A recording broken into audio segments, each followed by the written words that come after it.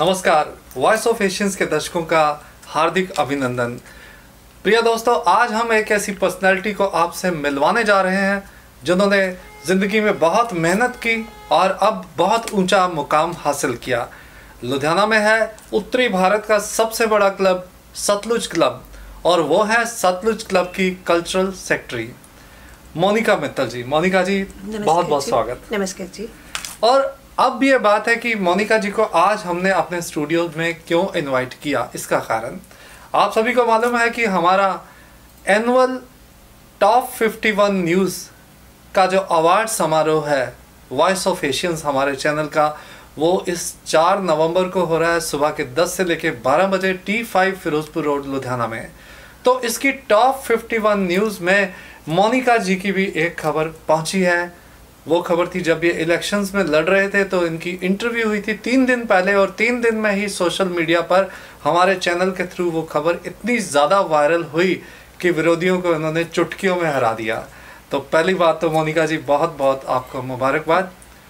तो दर्शक जानना चाहेंगे आपके बारे में, कहाँ से स्कूलिंग की, कहाँ से आप पढ़े, फिर कैसे आप सतलुज क्लब में पहुँचे और कैसे आप बुलंदियों की ऊंचाइयों को छूते छूते अब सतलुज क्लब में एज कल्चरल सेक्रेटरी हो। Monika ji, thank you so much Govind ji. सबसे पहले तो मैं आपका थैंक्स करना चाहती हूँ कि आपने मुझे यहाँ बुलाया और चांस दिया कि मैं अपने बारे में कुछ शेयर कर सकूं सब किसी से।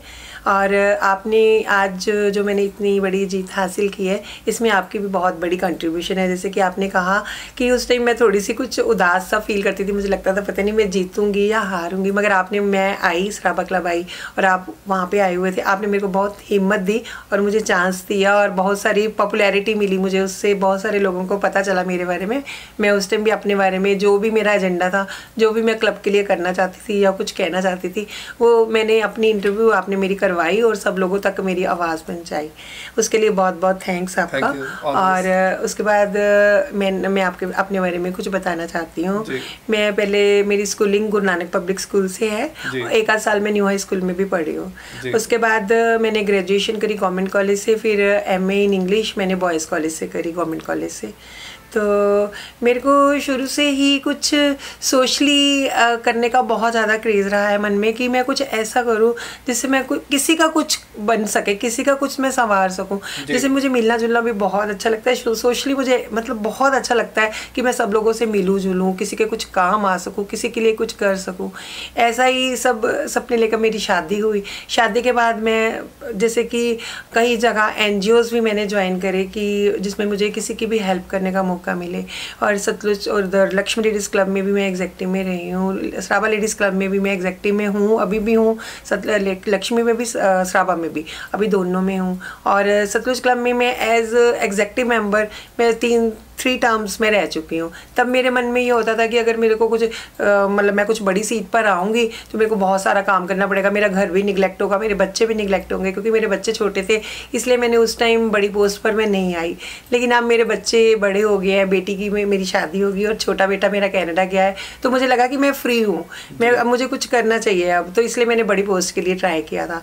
अब जबकि मैं एज कल्चरल सेक्रेटरी, मुझे लगता है कि जो मतलब मैं कुछ करना चाहती थी, मुझे लगता है मैं पूरी तरह से सेटिस्फाइड हूँ, जो भी मैं करना चाहती थी वो मैं कर पा रही हूँ। और इसमें जो मेरी टीम है वो भी मेरे को सपोर्ट कर रही है, वो भी मैं जो भी करना चाहती हूँ मुझे उसके लिए ओके करते हैं सारा। मतलब कोई भी मेरे को ये नहीं कहता कि ऐसे नहीं करना, ऐसे नहीं करना। मैं अपने DC साहब, डिप्टी कमिश्नर प्रदीप अग्रवाल जी का भी बहुत थैंक्स करती हूँ, जिन्होंने मुझे बहुत ही इंकरेजमेंट दी है। और अपने जनरल सेक्रेटरी कैरो जी और पूरी सारी टीम का बहुत बहुत थैंक्स करती हूँ। जो भी मैं उनके पास प्रपोजल लेकर जाती हूँ कि अब डांडिया है, मैंने डांडिया नाइट करवानी है, अब करवा चौथ है, मैंने करवा चौथ करवाना है, सीनियर सिटीजन्स डे है, अब हम सीनियर सिटीजन डे आया है तो उस पर मैंने ये करना है, अब आगे दिवाली है तो मैंने उस पर ये करना है। कभी कोई भी मुझे ये नहीं कहता कि ऐसा नहीं करना, या कोई भी, तो मुझे वो सारे इनकरेज करते हैं। इसीलिए मैं जब से कल्चर सेक्रेटरी बनी हूँ मैं बहुत कुछ कर पा रही हूँ, और आगे मेरा बहुत बहुत आगे और बहुत कुछ करने का प्लान है। Thank you so much. वाकई वंडरफुल। एक तो मोनिका जी, आप में हिम्मत, हौसला और कॉन्फिडेंस वाकई लाजवाब है, और इसी कारण आप लुधियाना की इतनी बड़ी एक टॉप की पोजीशन पे पहुंचे हो।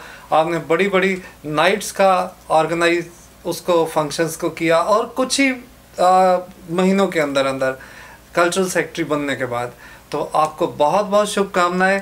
और हमें बहुत खुशी महसूस हो रही है कि हम एक ऐसी इतनी बड़ी शख्सियत को अवार्ड देने जा रहे हैं वॉइस ऑफ एशियंस की तरफ से। तो दर्शकों में हमारी यही रिक्वेस्ट है कि जितने भी लोग मोनिका मित्तल जी को जानते हैं वो सभी सादर आमंत्रित हैं हमारे इस अवार्ड फंक्शन में 4 नवंबर को संडे को सुबह के 10 से लेकर 12 बजे T5 फिरोजपुर रोड लुधियाना में। तो एक बार आप भी अपने परिवार के सदस्यों और अपने जितने भी रिश्तेदार और मित्र लोग हैं उनको सभी को आप आमंत्रित कर दीजिए। मैं सबसे पहले आपका एक बार फिर धन्यवाद करती हूँ सुखविंदर जी, आपने मुझे यहाँ पे आने का चांस दिया। और मैं इन फ्यूचर भी मैं सोच रही हूँ कि इन फ्यूचर भी आप मुझे कभी बुलाएंगे यहाँ पे और मुझे फिर से चांस देंगे और मैं सबके लिए अच्छे काम करती रही हूँ, अच्छे काम करती रहूँ। भगवान करे कोई कभी मेरे से कोई बुरा काम ना हो, सबका अच्छा ही अच्छा हो। और जो आप मेरे को अवार्ड दे रहे हो और उसके लिए मैं चाहती हूँ कि मेरे जो भी सभी फ्रेंड्स और मेरे रिलेटिव्स जो भी प्लीज़ आएँ और देखें और मतलब अच्छा लगेगा उनको भी जब वो वहाँ आएंगे तो सुखविंदर जी से मिलें और उनसे अपनी इंटरव्यू दे, वो बहुत आपको पॉपुलैरिटी मिलेगी। यही मेरी वो है। Thank you so much. Thank you very much Monika ji. Thank you. और प्रिय दर्शकों आप बताइएगा कि कैसी लगी आज की इंटरव्यू आपको, और दोस्तों के साथ इसको शेयर करना मत भूलिएगा। और अगर आपने हमारे चैनल को अब तक सब्सक्राइब नहीं किया तो मत भूलिएगा। फिर मिलते हैं और एक इंटरव्यू के साथ। नमस्कार। नमस्कार।